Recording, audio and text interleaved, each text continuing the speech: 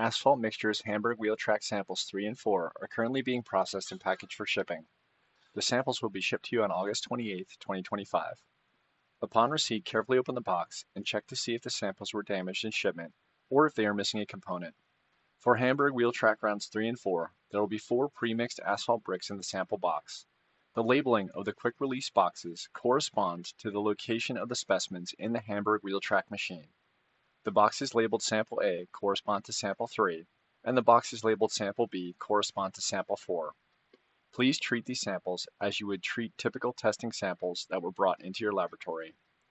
Assume the samples are moisture-free, and the mass of each of these asphalt bricks and any residual pieces of mixture should weigh at least 2,650 grams. The sample masses are approximate and will need to be adjusted to a designated specimen mass prior to compaction. Sample heating and specimen compaction temperatures, along with specimen masses, are detailed in the sample instructions. Compact each specimen in accordance with AASHTO T312. Set the gyratory compactor to use 600 kPa of pressure and to stop the compaction when the height of the specimen reaches 62 millimeters. The closing date for data submittal is October 30th, 2025.